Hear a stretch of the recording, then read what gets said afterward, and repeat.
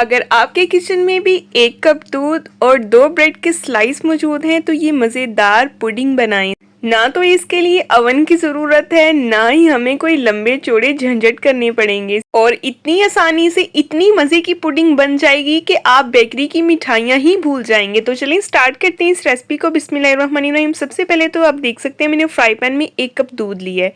दूध जो है ये फुल फैट मिल्क है और इसमें मैंने शामिल कर दिया है 2 टेबलस्पून चीनी।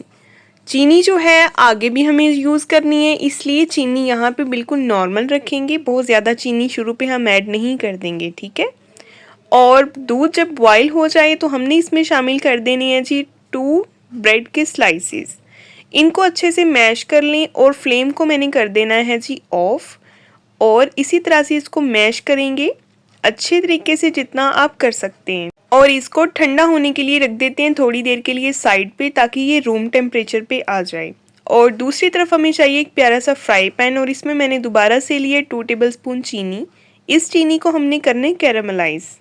बहुत ज़्यादा इसको हमने जो है वो डार्क कलर नहीं देना, बस हल्का सा कलर देना है। गोल्डन सा कलर जब आ जाएगा तो इतना कलर काफ़ी है। लोग क्या करते हैं, इसको जला लेते हैं, जिसकी वजह से पुडिंग जो है वो कड़वी लगती है। जब ये चीनी कैरामलाइज हो जाए तो हमने इसको किसी भी मोल्ड में शिफ्ट कर देना है जिसमें हमने पुडिंग तैयार करनी है, ठीक है। जितनी चीनी फैल सकती है इस मोल्ड में आपको इसको फैला लें, वरना जब ये मेल्ट होगी तो ये खुद ही फैल जाएगी। इसमें परेशानी वाली कोई बात नहीं है।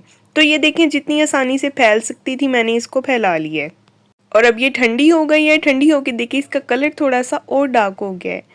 और अब एक तरफ हमें चाहिए जी एक प्यारी सी छोटी सी बॉल और इसमें हमने तोड़ लेना है एक अंडा। अंडा जो है इसको सेपरेट तोड़ के इसलिए पहले चेक करना पड़ता है क्योंकि गर्मी है और बाज़ टाइम अक्सर जो है अंडे ख़राब निकल आते हैं। इसे भी रखते हैं साइड पे। और दूसरी तरफ ये देखें जी, इतने काम के बाद हमारा जो ब्रेड और मिल्क है ये बिल्कुल रूम टेम्परेचर पे आ गया है, नॉर्मल हो गया है। इसको हम एक बॉल में शिफ्ट कर लेंगे।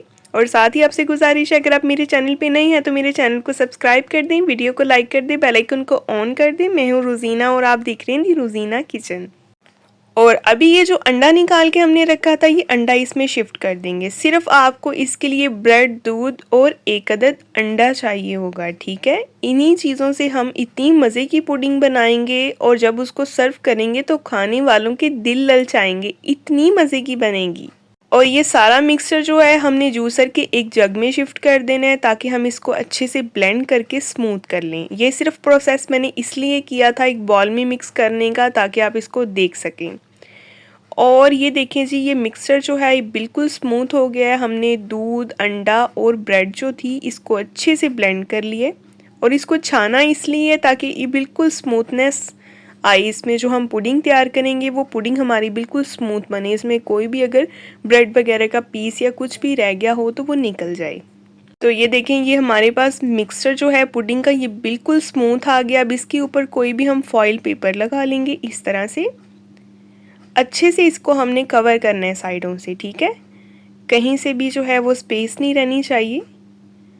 अच्छी तरह से इसको हमने कवर करके और इसके बाद क्या करना है, इसके बाद हमने इसके ऊपर जो है ना थोड़े थोड़े से लंबाई में कट्स लगा देने हैं ताकि जब ये पके तो ऊपर से भी इसको स्टीम मिले और ये अच्छे से तैयार हो, क्योंकि हमने इसको स्टीम पे बनाना है। और आपसे गुजारिश है फिर से मेरे चैनल पे नए हैं तो चैनल को सब्सक्राइब कर दें, वीडियो को भी लाइक कर दें, बेल आइकन को भी ऑन कर दें, क्योंकि ऐसी मज़े मज़े की रेसिपीज़ मैं आपके लिए लाती रहती हूँ।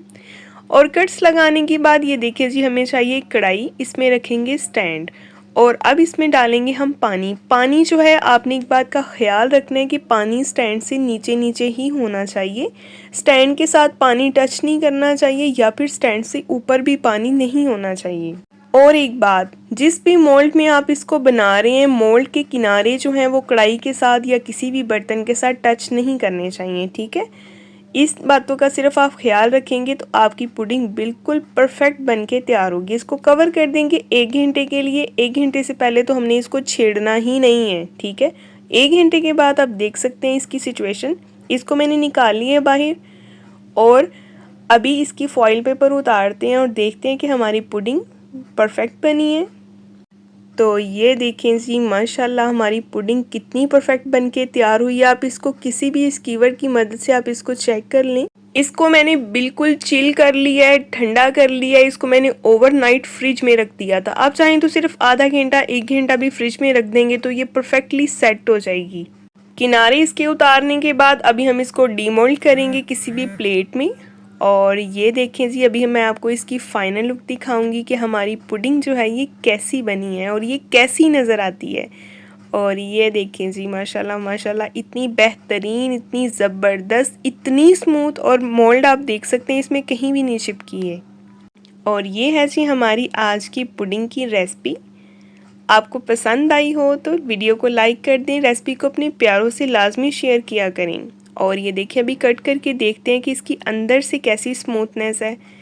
ये देखें जी कैसी ज़बरदस्त इसकी अंदर से स्मूथनेस है। अच्छा मैं आपको बताऊं, मुझे लगता था कि पहले पुडिंग ना इतनी कोई अच्छी नहीं बनती होगी, इतनी कोई मज़े की नहीं होगी, लेकिन जब मैंने इसको ट्राई किया ना तो यकीन करें मैं भी इसकी फ़ैन हो गई। ये मुझे इतनी पसंद है कि मैं उसको वीक में एक दफ़ा बना लेती हूँ लाजमी।